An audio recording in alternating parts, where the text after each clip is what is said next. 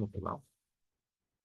கிறிஸ்து இயேசுக்குள் அன்பா அழைக்கப்பட்ட அன்புக்குரிய சகோதர சகோதரிகள் அனைவருக்கும் நம் பிதாவின் நாமத்தினாலும் நம்ம ரஷ்ட மீட்பராக இருக்கிற இயேசு கிறிஸ்து நாமத்தினாலும் இந்த பிரியாணி ஸ்டடிக்கு அன்போடு அழைக்கிறோம்.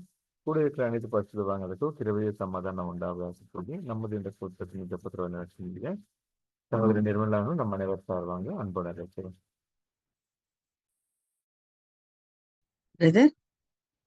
பிரேர்மா. ஆமா.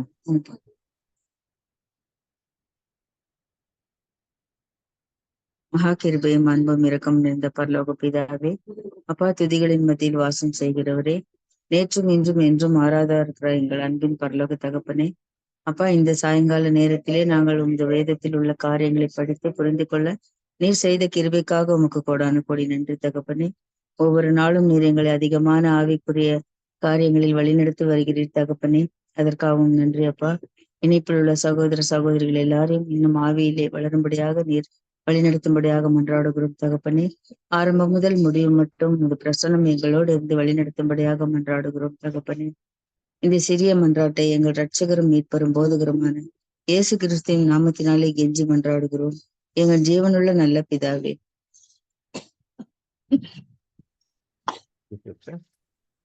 அன்புக்குரிய சகோதர சகோதரிகளே, நம்ம கடந்த நாள் 3 கொஸ்டின்ஸ் பார்த்தோம். 3ஆம் சாப்டர்ல முதல் வால்யூம் 39ஆம் கொஸ்டின் வரைக்கும் பார்த்தோம். இன்னைக்கு 40ஆம் கொஸ்டின் நம்ம பார்க்க போறோம்.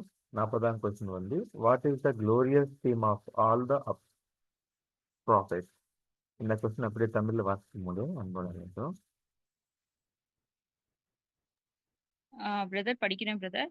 Yes, sir. கொஸ்டின் 40வது கொஸ்டின், சகல தீர்க்கதரிசிகளுடைய பேச்சுக்களின் மகிமையான பொருள் என்ன? Page number 69, paragraph 1. மேசியா இஸ்ரவேலை மாத்திரம் ஆள்கிறவராக அல்ல, மோசேயின் புஸ்தகங்களில் எழுதியிருக்கிறபடி அவர் அகில உலகின் ராஜாவாக இருக்கின்றார் என்ற அதே கருத்தே அனைத்து தீர்க்கதரிசிகளுடைய மைய கருத்தாக உள்ளது.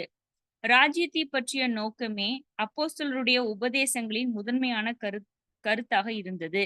இயேசு உம்முடைய ராஜ்யம் வருக என ஜெபிக்க கற்றுக் கொடுத்ததுடன் அதில் பங்கடைய விரும்புகிறவர்கள் முதலாவது சத்தியத்திற்காக பாடுபடுவதுடன் அவர்கள் அதற்கு தங்களை பாத்திரர் என நிரூபிக்க வேண்டும் என போதித்தார்.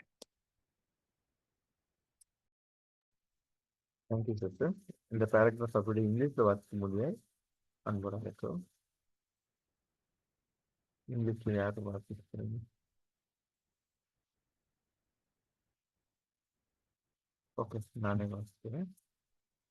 The thought of Messiah as a ruler of not only Israel but also of the world, suggested in the books of Moses, is the theme of all the prophets. The thought of the kingdom was uppermost also in the teaching of the apostles. And Jesus taught that we should pray, Thy kingdom come, and promised those a share in it who would first suffer for the truth and thus prove themselves worthy. அன்புக்குரிய சகோதர சகோதரிகளை, இந்த முதல் question 40ஆம் question உங்களோட புரிதல் தெரிவிக்க முடிய அன்போடு அழைக்கிறோம். பிரதர், வாய்ஸ் ரொம்ப கம்மியா கேக்குது பிரதர். ஓகே, இதோட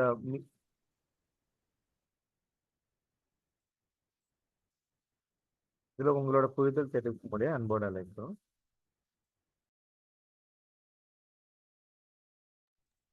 மற்ற சகோதர சகோதரிக்கு வாய்ஸ் கிளியரா கேக்குதா? எனக்கு கேக்குது பிரதர். எனக்கு ரொம்ப கம்மியா கேக்குது, என்னன்னு தெரியல. சிஸ்டர் மொபைல்ல வால்யூம் ஜாஸ்தியா இருக்கான்னு பாருங்க. ஃபுல்லா வச்சிருக்கேன் சார், ஃபுல்லா தான் வச்சிருக்கேன். பிரதர், இந்த இதுல எனக்கு புரிஞ்சது சொல்றேன் பிரதர். இங்க பாத்தீங்கன்னா தீர்க்கதரிசிகள் இவங்கெல்லாம் இவங்களோட கர்த்தராகிய இயேசு கிறிஸ்துவ பற்றி பழைய ஏற்பாட்டுல பேசப்பட்டது, புதிய ஏற்பாட்டுல சொல்லப்பட்ட காரியங்கள் எல்லாம் பார்த்தோம். சோ மைய கருத்து என்ன அப்படின்னு சொல்லி பார்க்கும்போது, இஸ்ரவேல் ஜனங்க என்ன நினைச்சிட்டு இருந்தாங்க அப்படின்னா, இஸ்ரவேல் ஜனங்கள் தான் இந்த பூமியை ஆள போறாங்க, உலகத்தை ஆசீர்வதிக்க போறாங்க. அப்ப அவங்கதான் அவங்களுக்கான ஒரு ராஜ்யம், அவங்களுக்குன்னு ஒரு ஒரு மனப்பான்மையோட பார்த்தாங்க. ஆனா கர்த்தர் என்ன சொல்லிட்டாங்க அப்படின்னு சொல்லி பார்க்கும்போது, அகில உலகத்துக்கும் அவர் தான் ராஜாவா இருக்கிறாரு. அப்ப அந்த ஒரு குறுகிய நோக்கம் இல்லாம எல்லாருக்கும் அப்படின்ற ஒரு நற்செய்தி, எல்லோருக்கும் சந்தோஷம் உண்டாகிற ஒரு நற்செய்தி, எல்லாருக்கும் ஒரு மனம் திரும்புதல், எல்லாருக்கும் ஒரு ஜீவன் கொடுக்கறதுக்கு தேவன் சித்தமா இருக்கிறாங்க. அப்ப அத ஒரு சுருக்கி கூட பாத்தீங்கன்னா, நீங்கள் ஜெபம் பண்ண வேண்டிய விதமாவது அப்படின்னு சொல்லிட்டு அந்த ஒரு ராஜ்யம் எல்லாருக்கும் சந்தோஷம் கொடுக்கக்கூடிய திரும்ப கொடுத்தலின் அந்த ஒரு நாட்களுக்கான ஒரு ஜெபம் செய்ய கூட அவங்களுக்கு கற்றுக் கொடுத்தாங்க அப்படின்னு சொல்லிட்டு நம்ம பாக்குறோம். அப்ப இன்னைக்கு நமக்கு என்ன ஒரு பங்கா இருக்கு அப்படின்னா, அந்த ராஜ்யத்துல நம்மளுடைய பங்கு என்ன? அதுக்கு நாம தகுதியாவதற்கான ஒரு பாத்திரர் அப்படின்னு ஒவ்வொருத்தரும் நாம நிரூபிக்க வேண்டும் அப்படின்னு சொல்லிட்டு, அது எப்படி நிரூபிக்கணும் அப்படின்னா, அவர் கர்த்தருடைய அடிசுவடுகளை நடந்து அவரை போல ஒரு வாழ்க்கை முறையில இருந்தோம்னா, நாமளும் ராஜ்யத்தின் புத்திரர் அப்படின்ற ஒரு மைய கருத்தை தான் இந்த பல நம்ம இதுக்கு முன்னாடி பார்த்த கேள்விகளில் இருந்து தீர்க்கதரிசிகள் சொன்னது அதெல்லாம் நம்ம வச்சு பார்க்கும்போது ஒரு பரந்த மனப்பான்மையோட தேவனுடைய திட்டம் வந்து தெளிவா தெரியுதுன்னு புரிஞ்சுட்டோம் பிரதர்.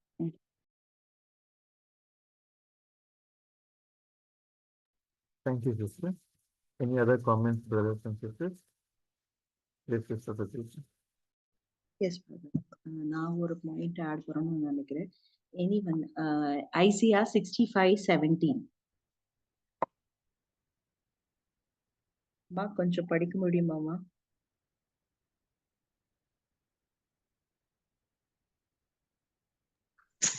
Okay sir.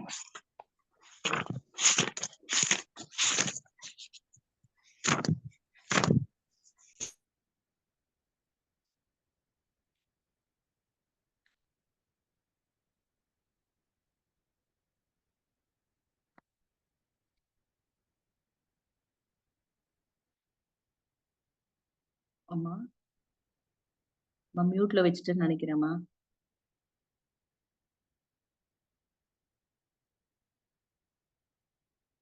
சரிம்மா.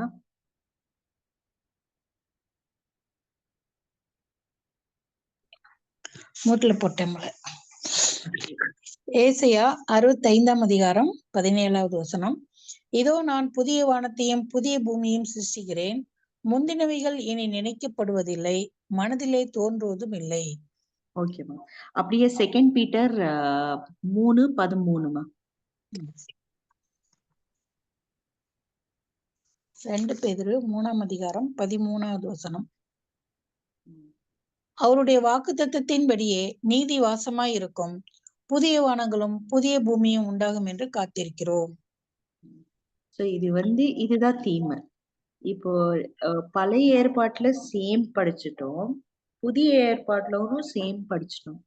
சோ நம்ம எல்லா ப்ராஃபிட்ஸ்க்கு யாரு இருந்தாலும் அவங்க என்ன தீம் சொல்றாருன்னா, அந்த கிங்டம் வரணும். சோ அந்த குளோரியஸ் கிங்டம் யாரு மூலமா வரும்னா நம்ம ஜீசஸ், அது கூட சேர்த்து சர்ச் மெம்பர்ஸ். அதுதான் லாஸ்ட் கொஸ்டினுக்கு நம்ம கனெக்ஷன் இங்க. அதுதான் நமக்கு இருக்கிற ஒரு ஜாய். சோ அந்த ஜாய் ப்ரீவியஸ்ல மோசஸ் எழுதப்பட்டதுல ஆல் ப்ராஃபிட்ஸ் யார் இருந்தாலும் அவங்க எல்லாம் எழுதுது என்னன்னா ராஜ்யம் பத்தி தான். அவங்களோட ராஜ்யம் ஓல்ட் டெஸ்ட்மெண்ட்ல இருக்கு, அவங்க எதிர்பார்க்கிறாரு. நம்ம நியூ டெஸ்ட்மெண்ட்ல நம்மளும் எதிர்பார்க்கும் அவங்க கூட. இது என்னோட புரிதல். Over brother.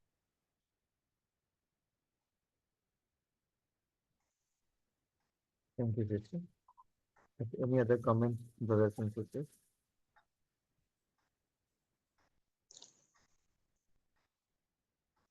ஓகே, நான் ஒரு பாயிண்ட் சொல்றேன்.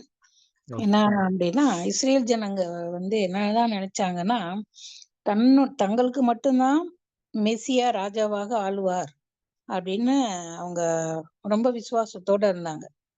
ஆனா மோசே புத்தகத்துல எழுதியிருக்குது என்னன்னா, அவர் அகில உலகத்துக்கும் அவர் ராஜாவாக ஆக போறாருங்கிறதுதான் தீர்க்கதரிசியுடைய முக்கியமான ஒரு கருத்து, ஒரு பாயிண்ட். ரெண்டாவது என்ன சொல்றாருன்னா, ராஜ்யத்தை பத்தி தான் அப்போஸ்தலர்கள் கூட என்ன பண்ணாங்கன்னா உபதேசம் பண்ணினாங்க. எப்போதுமே அவங்க என்ன ஒருன்னா, ராஜ்யம் எப்போதுமே பரலோக ராஜ்யம் சமயமா இருக்கிறது, பரலோக ராஜ்யத்தை குறித்து தான் பேசுவாங்க. எல்லாமே ராஜ்யத்தை குறித்ததே அவங்களுடைய நோக்கமாவும் இருந்துச்சு. மூணாவதா என்ன சொல்றாங்கன்னா, ஜெபம் பண்ணும்போது கூட கர்த்தர் என்ன பண்ணாருன்னா, நம்முடைய ராஜ்யம் வருவதாக அப்படின்னு ஜெபம் கூட கத்து கொடுத்தாங்க அப்படின்னு பாக்குறோம். இதுல யாருதான் பங்கடையணும் அப்படின்னா, முதலாவது சத்தியத்திற்காக யார் ஒருத்தர் கர்த்தரை போல பாடுபட்டு அதற்காக யாரு அதை நிரூபிக்கிறாங்களோ அவங்கதான் அந்த ராஜ்யத்துல பங்குள்ளவங்களாகவும் காணப்படுவாங்க அப்படிங்கறதான் முக்கியத்துவம் வாய்ந்ததாக தீர்க்கதரிசிய பேச்சுல ஒரு முக்கியமான பேச்சாகவே காணப்பட்டுச்சு. ராஜ்யம் ராஜ்யம் ராஜ்யம், அதுதான் இதை என்னுடைய புரிதலா இருந்துச்சு. Thank you. Thank you, Rachel. Any other comments, brothers and sisters? Have any doubts? Brother, சொல்லுங்க. அவருடைய ராஜ்யத்துல அவரோடு கூட பங்காளிகள் ஆகணும்னாக்கா முதலாவது சத்தியத்துக்காக பாடுபடணும். சத்தியத்துக்காக பாடுபட்டு அவங்க தங்களை அதுக்கெல்லாம் தகுதியானவர்கள் அப்படின்னு நிரூபிக்கணும். அப்பதான் அவரோடு கூட நம்ம சேர்ந்து ஆளுகை செய்வோம் ராஜ்யத்துல அப்படின்றது நான் புரிஞ்சுட்டேன். Okay, thank you. Maria sister, that's it. Brother, இப்ப எல்லாரும் சொன்னபடிதான். அதாவது வந்து இஸ்ரேல் நம்ம மேற்கனவே பார்த்தோம், இஸ்ரேல் மக்களுக்காக மட்டும்தான் இயேசு கிறிஸ்து வந்தாரான்ட்டு, இல்ல உலக ஜனங்களுக்காகவும் வந்தாரு. அவரே வந்து சொல்லியிருக்காரு, நான் பரலோகத்துல இருக்கிற உங்கள் பிதாவோட சித்தம் எப்படி நிறைவேறுவது போல இங்க வந்து ராஜ்யம் வருவதாக அப்படின்னு சொல்லிட்டு இங்க சொல்லப்பட்டிருக்கிறத நம்ம பாக்குறோம். அப்ப வந்துட்டு இந்த சபை வகுப்பாரை தேர்ந்தெடுக்கிறது வந்துட்டு அவரோட சித்தம் செய்த மாத்திரம் இல்ல, அவர் வந்து சிலுவையை சுமந்து அவங்கவுங்க சிலுவையை சுமந்து பாடுகள் அனுபவிச்சாதான் அந்த ஒரு மகா மேன்மையான ஸ்லாகியத்துக்குள்ள போக முடியும் அப்படின்றது இந்த பேராகிராஃப்ல கொடுக்கப்பட்டிருக்கு brother. Thank you, sister. There any other comments?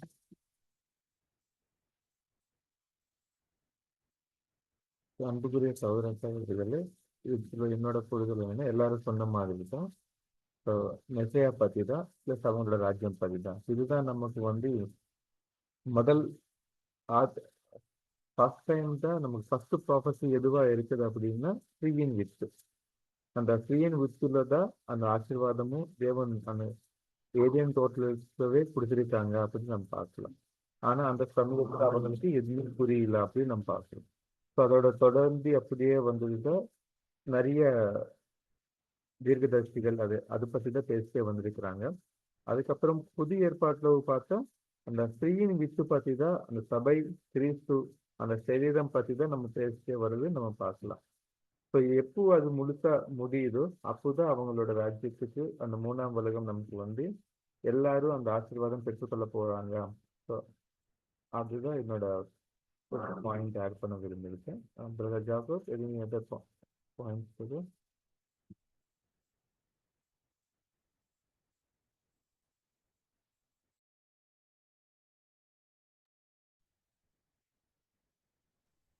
இல்லை ஓகே, தேங்க்யூ பிரதர். அடுத்த கொஸ்டினுக்கு சார்ந்து சொல்லலாமா பிரதர்ஸ் அண்ட் சிஸ்டர்ஸ்?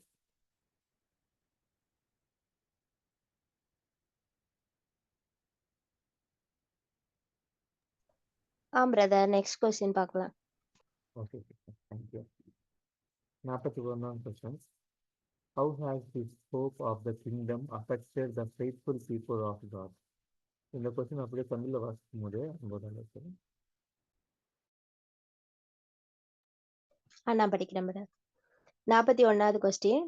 தேவனுடைய உண்மையுள்ள ஜனங்களிடத்தில் ராஜ்யத்தினுடைய இந்த நம்பிக்கையானது எவ்வாறு தாக்கத்தை ஏற்படுத்தி உள்ளது? வரப்போகிற இப்பேற்பட்ட மகிமையான ராஜ்யத்தை பற்றி நம்பிக்கையோ உண்மையுள்ளவர்களை மக்கள் அதற்காக எந்த ஒரு உபத்திரவத்தையும் நிந்தைகளையும் நஷ்டத்தையும் கஷ்டத்தையும் மரண பரியந்தம் சகிக்க உற்சாகப்படுத்துகிறது.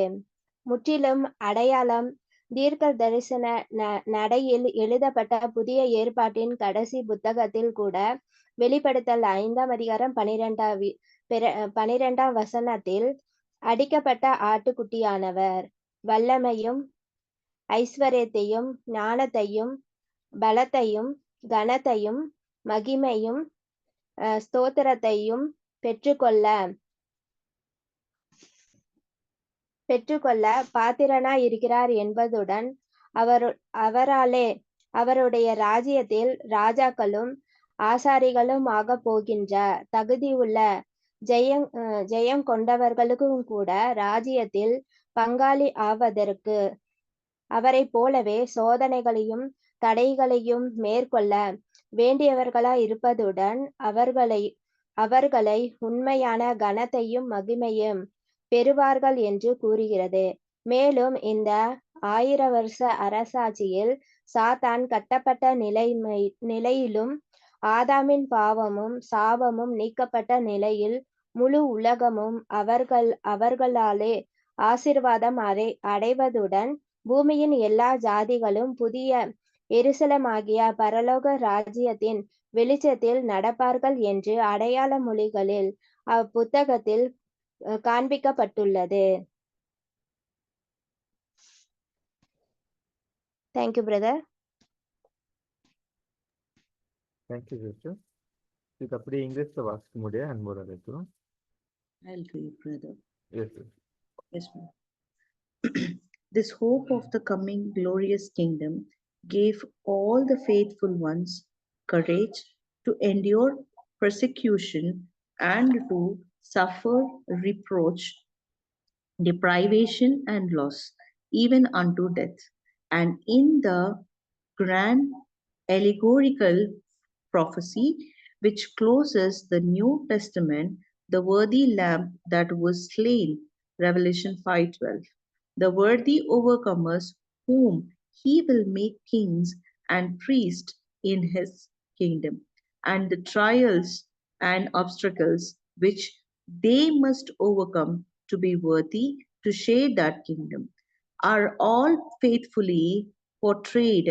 Then are introduced symbolic representation of the blessing to accrue to the world under that millennial reign, when Satan shall be bound and Adamic death and sorrow wiped out, and when all the nations of earth shall walk in the light of the heavenly kingdom, the new Jerusalem. Thank you sister. அன்புக்குரிய சகோதர சகோதரிகளே, இந்த question உங்களோட புரிதல் தெரிவிக்க முடிய அன்போட இருக்கிறோம். Yes sister. வரப்போற தேவனுடைய ராஜ்யத்துல மகிமையான ராஜ்யத்தை பற்றிய நம்பிக்கை இருக்கிற ஜனங்க, உண்மையான ஜனங்க என்ன செய்வாங்கன்னா, எந்த ஒரு உபத்திரங்கள், கஷ்டங்கள், துன்பங்கள், பாடுகள் வந்தாலும் அவங்க கடைசி வரைக்கும் உண்மை உள்ளவர்களாக இருந்து மரண பரிந்தும் அதை சகித்து கொள்வாங்க அப்படின்னு சொல்லப்பட்டிருக்குது.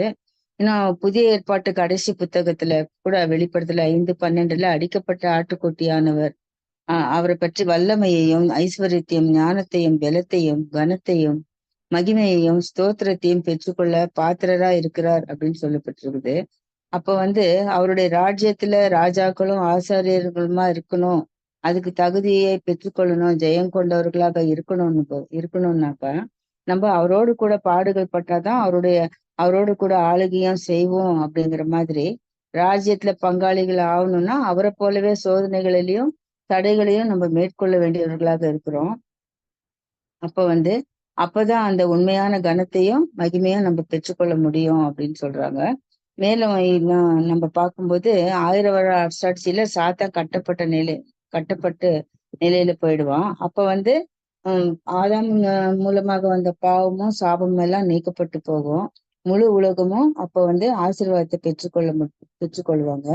பூமியில இருக்க எல்லா ஜாதிகளும் எல்லா ஜனங்களும் புதிய எருசலேமாகிய பரலோக ராஜ்யத்துல வெளிச்சத்தை பெற்றுக்கொண்டு அந்த வெளிச்சத்துல நடப்பாங்க அப்படிங்கிறத நம்ம இந்த அடையாள மொழியில இந்த வெளிப்படுத்தல் புஸ்தகத்துல நம்மளுக்கு காண்பிக்கப்பட்டிருக்குது அப்படின்னு சொல்லிட்டு இந்த பேராகிராஃப்ல கொடுக்கப்பட்டிருக்கு.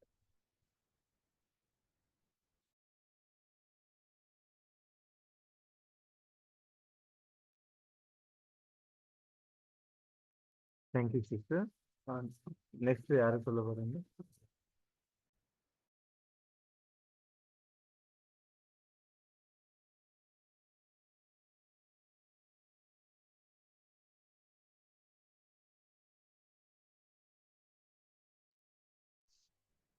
brother.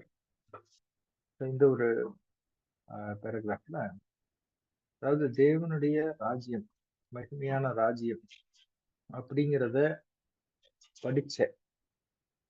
படிச்சவங்க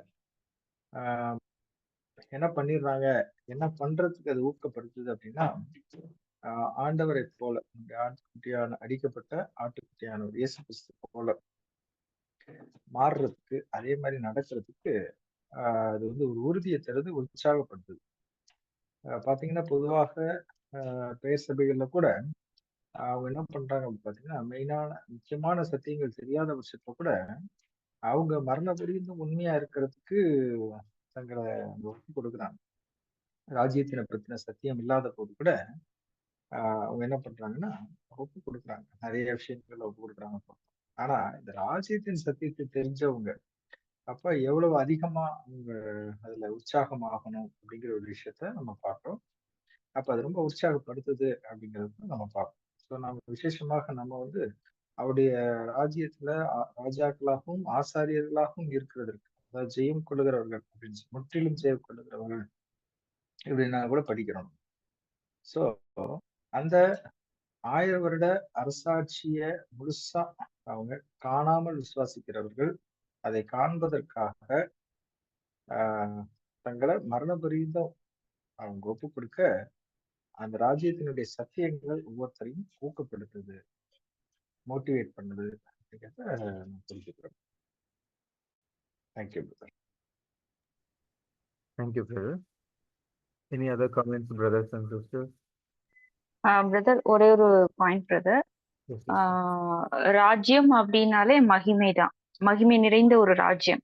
அப்ப இந்த நம்ம படுற பாடுகள் வந்து நமக்கு கிடைக்கிற ஒரு மகிமைக்கு ஒப்பிடத்தக்கவைகள் அல்ல நம்ம பாக்குறோம். அப்ப அந்த அளவுக்கு மகிமையான ஒரு விஷயத்துக்காக இந்த காலத்து பாடுகள் வந்து அற்பமா தான் காணப்படும். அது வந்து இயேசு கிறிஸ்து வந்து பட்ட பாடுகள், அப்புறம் அவர் மகிமை, இதெல்லாம் அவர் நமக்கு காமிச்சிட்டு போயிட்டாரு. அப்ப இதேதான் நமக்கும். உலகத்துல வந்து சத்தியத்தை தெரியாதவங்க கூட என்ன பண்றாங்க, ஒரு ராஜ்யத்துல பங்கு பெறணும்னு ஒரு ஆசை அவங்களுக்கு இருக்கு. அப்ப ஆனா அதுக்கு கூட அவங்க எல்லாமே செய்யறதுக்கு தயாரா இருக்காங்க. அப்ப பிரதர் சொன்ன மாதிரி நம்ம சத்தியத்தை அறிஞ்சிருக்கோம். அப்ப அந்த ஒரு பாடுகளுக்கும் அந்த மகிமைக்கும் பங்கு பெறுவதற்கு நாமளும் எந்த அளவுக்கு ஆயத்தமா இருக்கணும் அப்படின்றது ஒரு உற்சாகப்படுத்தக்கூடிய ஒரு பாயிண்ட் இதுல இருக்கு பிரதர். Thank you sister. அன்புக்குரிய சகோதர சகோதரர்களே, வேறு எதனா கருத்துக்கள் வேண்டாம் தெரிவிக்கலாம். நான் ஒரு பாயிண்ட் சொல்றேன் பிரதர். Yes ma'am. ஏன்னா நம்ம முதல்ல போன கொஸ்டின்ல நம்ம பார்த்தோம், அந்த ராஜ்யத்துக்கு பங்கடையறதுக்கு முதலாவது நம்ம என்ன பண்ணணும், பாடுபடணும் அப்படின்னு பார்த்தோம்.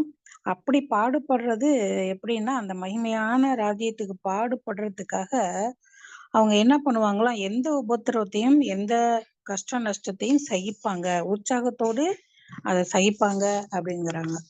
அப்போ அப்படி சகிக்கிறவங்க தான், அந்த சோதனையில பங்காளிகளாக இருக்கிறவங்க தான் அந்த மகிமை பெறுவாங்க, கனத்தையும் மகிமையும் பெறுவாங்க. அப்படிப்பட்டவங்க தான் அவங்க என்ன பண்ணுவாங்க அப்படின்னா, வெளிப்படுத்தல் 5ஆம் அதிகாரம் 12வது வசனத்துல நம்ம பாக்குறோம், அவர்கள் மகா சத்தமிட்டு அடிக்கப்பட்ட ஆட்டுக்குட்டியானவர் வல்லமையும் ஐஸ்வர்யத்தையும் ஞானத்தையும் பலத்தையும் கனத்தையும் மகிமையும் ஸ்தோத்திரத்தையும் பெற்றுக்கொள்ள பாத்திரராய் இருக்கிறார் என்று சொல்லுவாங்களாம். அந்த கனத்தை பெற்றுக்கொள்ளறதுக்கு யாருதான் பாத்திரரா இருக்கிறாங்க அப்படின்னா, அந்த அடிக்கப்பட்ட வண்ணமா இருக்கிற ஆட்டுக்குட்டியானவர் அப்படிங்கிறத இந்த சபை வகுப்பாராக பங்காளிகளாக ஆக போறவங்க அங்க சொல்லுவாங்க. அது மட்டுமல்ல, அவங்க என்ன பண்ணுவாங்கன்னா, அந்த முழு உலகத்தையும் ஆசீர்வதிக்க போறாங்க, பூமி எல்லாத்தையுமே அவங்க ஆசீர்வதிக்க போறாங்க அப்படிங்கிறத கூட ஒரு அடையாள மொழியா தான் வெளிப்படுத்தல் 5ஆம் அதிகாரம் 12வது வசனத்துல அங்க சொல்லப்பட்டிருக்குது அப்படிங்கிறத இங்க நமக்கு சொல்றேன். Thank you. Thank you sister. Any other comments brothers and sisters?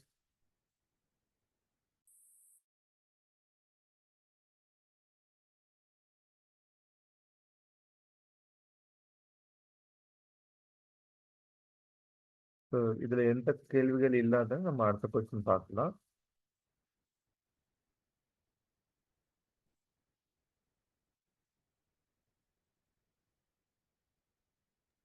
Yes brother, அடுத்த கொஸ்டின் பார்க்கலாம். Thank you, sister. 42nd question. What is the special doctrine of the Bible found nowhere else and in opposition to the theory of all the Christian religions? இந்த question அப்படியே தமிழ்ல வாசிக்க முடிய அன்புடன் இருக்கிறோம். நான் சீட்டம்பது Yes.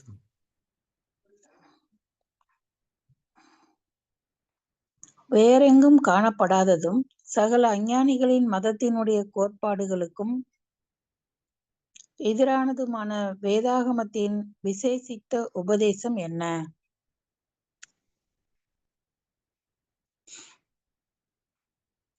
எல்லா அஞ்ஞான புற மதங்களின் கொள்கைகளுக்கு எதிரடையாகவும் வேறு எந்த உபதேசத்திலும் இல்லாத உபதேசமாகிய மரித்தோரின் உயிர்த்தெழுதலின் மூலமாக மறுஜன்ம வாழ்க்கையை பற்றி வேதம் மட்டுமே துவக்கம் முதல் கடைசி வரை போதிக்கிறது. தேவ ஆவியினால் ஏவப்பட்ட எல்லா எழுத்தாளர்களும் இரட்சகரின் மேல் வைத்திருக்கிற நம்பிக்கையை வெளிப்படுத்துவதுடன் அவர்களில் ஒருவர் மரித்தவர்கள் உயிர்த்தெழுதல் பற்றி அதிகாலையில் என கூறி அப்பொழுது பிரேத குழிகளில் உள்ள அனைவரையும் தேவன் கூப்பிடும்போது அவர்கள் எழுந்து வருவார்கள். அப்பொழுது துன்மார்க்கர்கள் பூமியின் மேல் ஒருபோதும் அரசாளுவதில்லை என்கிறார். சங்கீதம் 49:14 செம்மையானவர்கள் அதிகாலையில் அவர்களை ஆண்டு கொள்வார்கள் என கூறுகிறார். மரித்தோரின் உயிர்த்தெழுதல் பற்றி தீர்க்கதரிசிகள் போதித்தார்கள். புதிய ஏற்பாட்டின் எழுத்தாளர்கள் தங்கள் முழு நம்பிக்கையையும் உயிர்த்தெழுதலையும் அதன் ஆசீர்வாதத்தின் மேலும் உள்ள அஸ்திவாரப்படுத்தியிருந்தார்கள். அப்போஸ்தலர் பவுல் விளக்கும் போது மரித்தோரின் உயிர்த்தெழுதல் இல்லாவிட்டால் கிறிஸ்துவும் எழுந்திருக்கவில்லையே, கிறிஸ்து எழுந்திருக்காவிட்டால் எங்கள் விசுவாசம் விருதா, உங்கள் விசுவாசமும் விருதா. மரித்தோர் உயிர்த்தெழாவிட்டால் தேவன் எழுப்பாத கிறிஸ்துவை அவர் எழுப்பினார் என்று நாங்கள் தேவனை குறித்து சாட்சி சொன்னதினாலே தேவனுக்காக பொய் சாட்சி சொல்லுகிறவர்களாகவும் காணப்படுவோமே. மரித்தோர் உயிர்த்தெழாவிட்டால் கிறிஸ்துவும் எழுந்திருக்கவில்லை. கிறிஸ்து எழுந்திருக்காவிட்டால் உங்கள் விசுவாசம் வீணாயிருக்கும். நீங்கள் இன்னும் உங்கள் பாவங்களில் இருப்பீர்கள். கிறிஸ்துவுக்குள் நித்திரையடைந்தவர்களும் கெட்டிருப்பார்களே. இம்மைக்காக மாத்திரம் நாம் கிறிஸ்துவின் மேல் நம்பிக்கை உள்ளவர்களாய் இருந்தால் எல்லா மனுஷரை பார்க்கிலும் பரிதபிக்கத்தக்கவர்களாய் இருப்போம். கிறிஸ்துவோ மரித்தோரிலிருந்து எழும்பி நித்திரையடைந்தவர்களில் முதற் பலனானார். மனுஷனால் மரணம் உண்டானபடியால் மனுஷனால் மரித்தோரின் உயிர்த்தெழுதலும் உண்டாயிற்று. ஆதாமுக்குள் எல்லாரும் மரிக்கிறது போல கிறிஸ்துவுக்குள் எல்லாரும் உயிர்ப்பிக்கப்படுவார்கள். 1 கொரிந்தியர் 15 13-22 வரைக்கும். Thank you, sister. இதுல இந்த நான் கொஸ்டின் இங்கிலீஷ்ல வாசிக்க முடிய அன்போடு இருக்கிறோம். அப்படியே நானே சொல்லிடுறேன் அதை என்னன்ட்டு. இங்கிலீஷ்ல படிக்கணுமா? இங்கிலீஷ்ல நான் படிக்க சொல்றேன். அனு சிஸ்டர், தோர சிஸ்டர் படிக்கிறாங்க. Yes, sir. The Bible from the first to last holds out a doctrine found nowhere else, and in opposition to the theories of all the heathen religions, that a future life for the dead will come through a resurrection of the dead. All the inspired writers express their confidence in a Redeemer, and one declares that in the morning, when God shall call them from the tomb, and they shall come forth, the wicked shall no longer hold the rulership of earth. For the upright shall have dominion over them in the morning. Psalms 49:14. The resurrection of the dead is taught by the prophets, and the writers of the New Testament base all their hopes of future life and blessing upon it. Paul expresses it thus: if there be no resurrection of the dead, then is Christ not risen, and if Christ be not risen, then is our preaching vain, and your faith is also vain. Then they which are fallen asleep in Christ are perished. But now is Christ risen from the dead and become the first fruits of them that slept. For as in Adam all died, Even so, in Christ shall all be made alive. 1 Corinthians 15:13-22.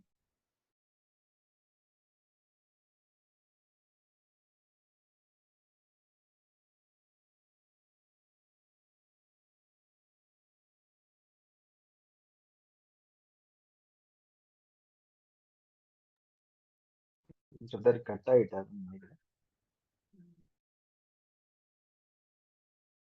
சரி, இதற்கான விளக்கத்தை சொல்றேன்.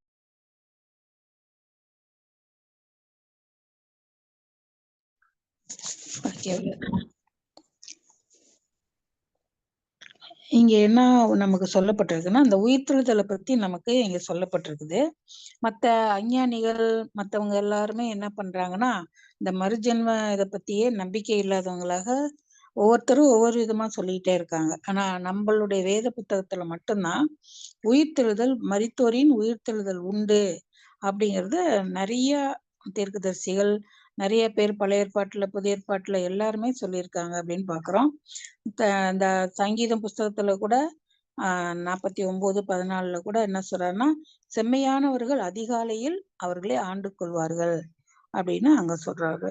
அதே மாதிரி பவுல் அப்போஸ்தலர் நம்ம 1 கொரிந்தியர் 15:13-22 இங்க கொடுத்திருக்கிறாங்க. மரித்தோர் உயிர் தெழாவிட்டால் கிறிஸ்து எழுந்திருக்கவில்லை. அப்போ நாங்க விசுவாசிக்கிற விசுவாசமும் கூட விருதா அப்படிங்கிறாங்க. உங்களுக்கு நாங்க சொல்லி கொடுத்த அந்த விசுவாசம் இது கூட விருதா, அதாவது ஒண்ணுமில்ல. அப்போ மரித்தோர் உயிர் தெழாவிட்டால் தேவன் கிறிஸ்துவை எழுப்பினது கூட அது கூட பொய்யாதான் இருக்கணும் அப்படின்னு கூட அங்க சொல்றாங்க. அப்போ உயிர்த்தெழுதல் உண்டு. அது மட்டுமல்ல, கிறிஸ்துவுக்குள் நித்திரை அடைந்தவர்கள் எல்லாருமே உயிர்ப்பிக்கப்படுவாங்க அப்படிங்கறதுதான் இங்க நமக்கு வேதத்தின் மூலமாக நம்ம பாக்குறோம். இன்னொரு வசனம் கூட சொல்றாங்க, ஆதாமுக்குள் எல்லாரும் மரிக்கிறது போல கிறிஸ்துவுக்குள் எல்லாரும் உயிர்ப்பிக்கப்படுவாங்க அப்படிங்கதான் இந்த உயிர்த்தெழுதலை பத்தி நம்மளுடைய வேதம் தான் இவ்வளவு தெளிவா சொல்லுது அப்படிங்கறத நமக்கு சொல்றாங்க. தேங்க்யூ. Thank you, sister.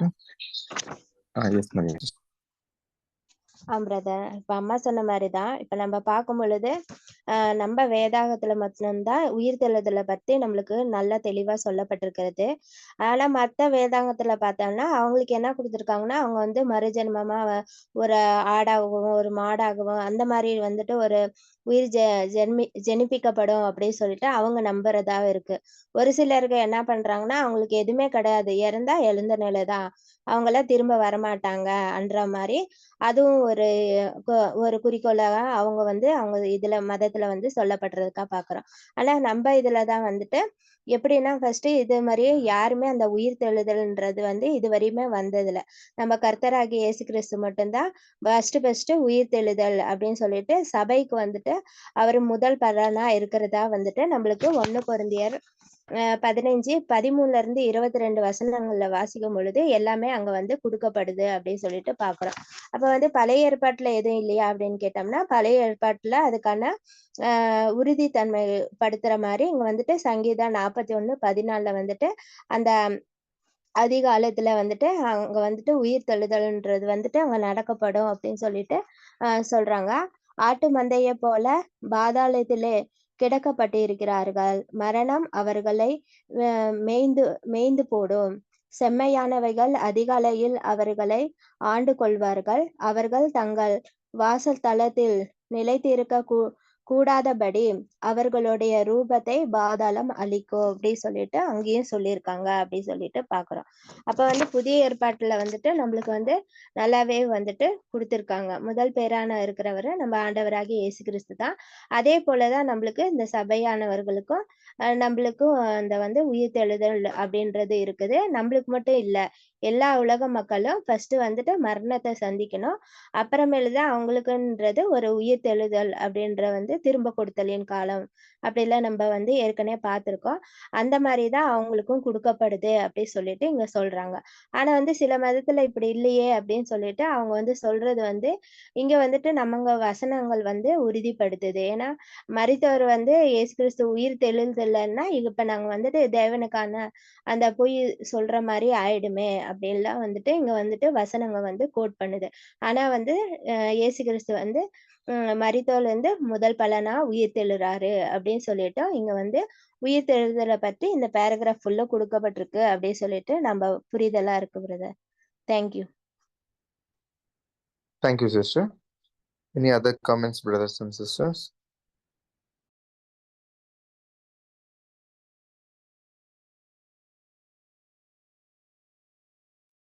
இந்த உயிர்த்தெழுதலின் சத்தியம் அப்படிங்கிறது நம்ம வேதத்துல மட்டும்தான் சொல்லப்பட்டிருக்குது அப்படிங்கிறத உறுதிபூர்வமா நம்ம எல்லா இடத்துல இருந்தும் நம்ம பார்க்கலாம்.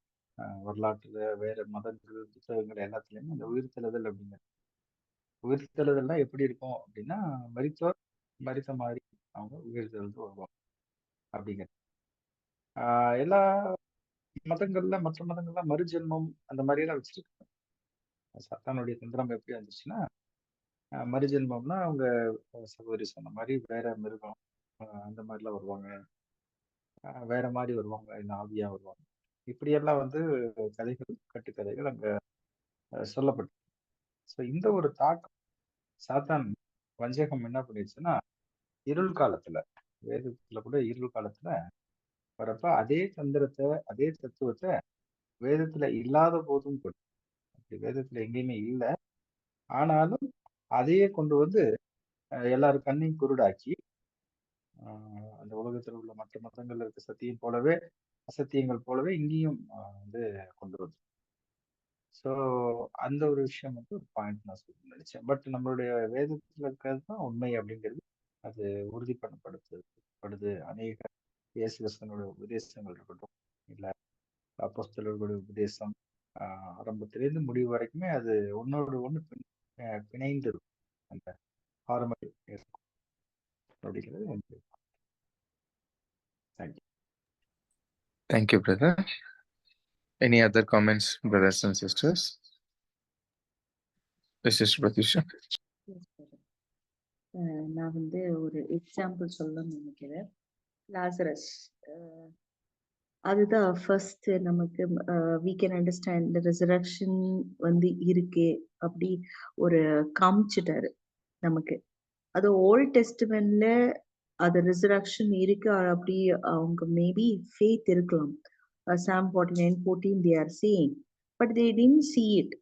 பட் அவங்க ஒரு ஃபேத் இருக்கு, விசுவாசம் இருக்கு, நம்ம இருக்கு ரிசரக்ஷன் அப்படி. ஸோ அது நியூ டெஸ்ட்மெண்ட்ல எங்க பாக்குறோம்னா லாசரஸ் ஒரு எக்ஸாம்பிள் சொல்லலாம். Maybe that is the reason the Paul was expressed. If this is not happen, Christ was not risen, then where will our faith will be? For that ஒரு அடையாளமா Lazarus எழுப்பி கொடுத்தாரு அப்படி we are seeing it. So same thing what happen to the Jesus, he is a brother for us. That same thing will happen to us also. So inge whatever they are saying to convince us, whatever the main thing they want to express, only one thing, they have a faith. They have a faith that they are the one of the kingdom will come, and in that kingdom there is a resurrection. When we have a faith only, we can be in the part of the resurrection. That is the one here they want to complete expression. It's my opinion over there. Thank you, sister. Is that resurrection? Lazarus எழுப்பப்பட்டதை வந்து resurrection நம்ம எடுத்துக்கலாமா, brothers and sisters? Brother, அது resurrection கிடையாது.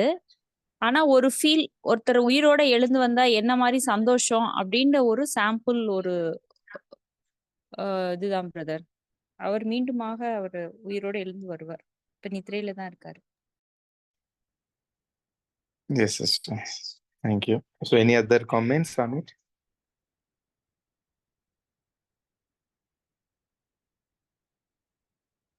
வேற ஏதான கருத்துக்கு?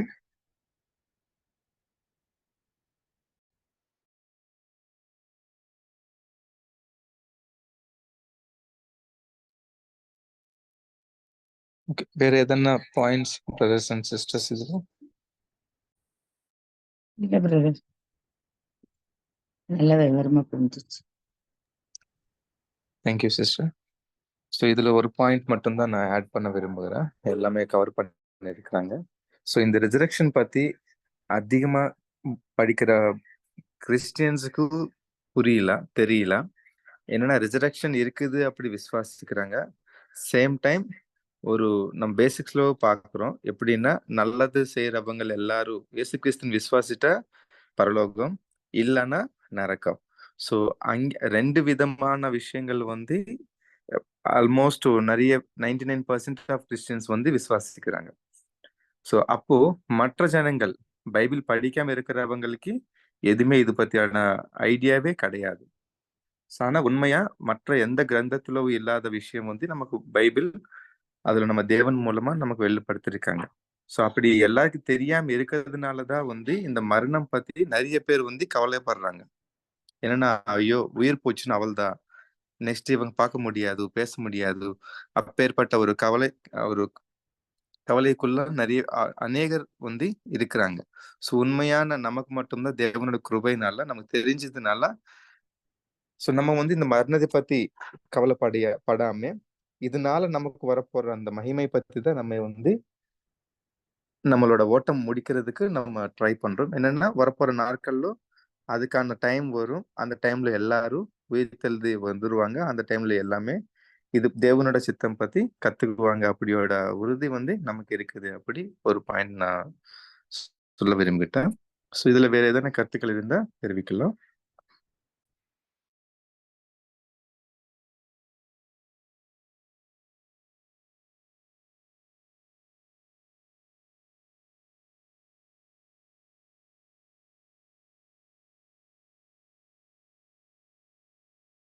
இல்ல பிரதர். Thank you sister.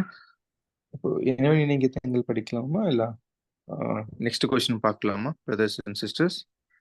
மணி ஆயிட்டு இருக்குது. இறைவன் படிக்கலாம். Okay sister. இப்பேற்பட்ட மேன்மையுள்ள சத்திய வச்சனம் கொடுத்த பிதாவான தேவனுக்கும் நம்ம ரட்சகரும் மீட்பராக இருக்கிற இயேசு கிறிஸ்து வழியா நன்றிகள் எடுத்துக்கிறோம். அப்படியே கலந்துக்கிட்ட அனைத்து பரிசுத்தவான்களுக்கும் கிருபையும் சமாதானம் உண்டாவதாக. இப்போ இனிமே நீங்க தங்கள் படிக்க முடிய சகோதரி அனு வில்சன், முடிவு ஜப்பத்தில் வர நடக்க முடிய சகோதரன் ஐயா ஜாக்கப் அவர்கள் நம் அனைவர் சார்பாங்க அன்போடு அழைக்கும்.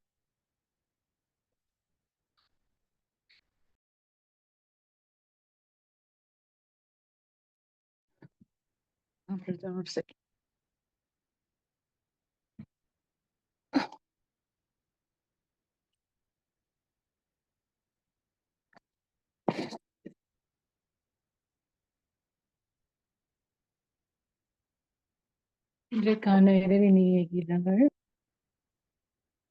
யோவான் 9ஆம் அதிகாரம் 4ஆம் வசனம். பகற்காலம் இருக்கும் மட்டும் நான் என்னை அனுப்பினவருடைய கிரியைகளை செய்ய வேண்டும். ஒருவனும் கிரியை செய்யக்கூடாத ராக்காலம் வருகிறது. நான் என்ன செய்து கொண்டிருக்கிறேன் என்று உன்னையே நீ கேட்பாயாக. அப்பொழுது பாரமாய் அழுத்துகின்ற எல்லாவற்றையும் தடையாய் இருக்கின்ற யாவற்றையும் விலக்கிவிட்டு தேவ காரியத்துக்கு செய்யும் முயற்சிகளை பெருக்குவாயாக. சத்தியத்திற்கு ஊழியக்காரனாக இப்பொழுது பல வழிகள் இருந்தும் அவைகளில் ஏதாகிலும் ஒன்றையேனும் தெரிந்து கொள்ளாமல் இருந்தால் அபாத்திரவனாய் அதில் உன் பிடிப்பை இழப்பாய். அது அறுப்பின் தூற்றி பிரிக்கும் காலமாகும். அநேக காரியங்கள் சத்தியத்திலிருந்து உன்னை வெளியேற்ற வசீகரித்து இழுக்கக்கூடும். தகப்பன், தாய், குமாரன், குமாரத்தி, சகோதரி, சகோதரன் இவர்கள் எதிர்த்து உன்னை சத்தியத்தை விட்டும் அதன் ஊழியத்திலிருந்தும் பிரிப்பார்கள். அறுவடையின் போது சமாதானம் இராது, மாறாக பிரிவினையும் மாறுபாடும் உண்டாகும் என்று கர்த்தர் சொன்ன வார்த்தையை நினைவில் கொள்ள வேண்டும். கோதுமைக்கும் களைக்கும் பிரிவினை உண்டாகும். இதை பற்றிய கர்த்தரின் வார்த்தைகளை கவனித்து போனால் நலமாய் இருக்கும். ரெஃபரன்ஸ் மத்தேயு 10ஆம் அதிகாரம் 30ஆம் வசனம், லூகாம் 18ஆம் அதிகாரம் 28 30 வரை. ஆமென். ஜெபிக்கலாம். மகா கிருபையும் இரக்கமும் அன்பும் தயவும் நிறைந்த எங்கள் பரிசுத்தமுள்ள பரலோக தந்தையே, எல்லா துதிகளுக்கும் கனமும் பாத்திரமாக இருக்கிறோம். உண்மையை நோக்கி நாங்கள் ஜெபிக்கிறோம், ஸ்தோத்திரிக்கிறோம். கிறிஸ்து இயேசு மூலமாக எடுக்கிறோம். அன்பின் தந்தையே, இந்த ஒரு நாளை எங்களுக்கு மட்டுமாக நீர் கொடுத்து ஆசீர்வதித்து வழி நடத்தினதற்காக நன்றி எடுக்கிறோம். இந்த நேரத்துல கூட தேவனுடைய சத்தியத்தை குறித்து நாங்கள் தியானிக்க எங்களுக்கு உதவி செய்திருக்கிறோம். உங்களுடைய வேதத்தில் உள்ள மகத்துவங்களை நாங்கள் கண்ணார காணும்படியா அநேக காரியங்களை தேவரின் இந்த பூமியில நிகழ்த்து கொண்டிருக்கும் இந்த ஒரு காலகட்டத்துல தேவனுடைய சத்தியத்திலே உள்ள உங்களுடைய தெய்வீக திட்டத்தை நாங்கள் அறிந்து கொள்ள உங்களுக்கு கண்களை திறந்திருக்கு. இதற்காக நன்றி எடுக்கிறோம். தேவருடைய விசேஷமான இந்த வேத காரியங்களை தேவரு நீர் உலகத்துக்கு மறைத்து அற்புதம் நீசரும் பாவைகளும் பிரதேசிகளும் ஏழைகளும் உதவிகளுமா இருக்கிற எங்களுக்கு தேவரை நீர் கொடுத்து உதவி செய்வதற்காக நமக்கு நன்றி எடுக்கிறோம். இப்படியாக எல்லா காரியங்களிலும் நாங்கள் நமக்கு எங்களுடைய இருதயத்தை நாங்கள் அர்ப்பணித்து முடிவு புரிந்தும் நாங்கள் இந்த ஓட்டத்தை சரியானபடி ஓடி முடிக்க தேவரை போதிய பலத்தை கொடுத்து வழிநடத்த வேண்டுமா கூட செஞ்சுக்கிறோம். இப்படியாக இந்த நாளை ஆசீர்வதித்தமைக்காக நன்றி. ஒவ்வொருவரையும் பெற்று ஆசீர்வதித்து வழிநடத்தியதற்காக நன்றி. தேவரே, இந்த சிறிய ஜெபத்தை நன்றியோடு கூட எங்களுடைய மீட்பும் ரட்சகருமாகிய இயேசு கிறிஸ்துவின் வழியாக இந்த பொறுப்பாளர் தாழ்மையோடு கூட ஜெபிக்கிறோம். எங்கள் ஜெபம் ஆமென்.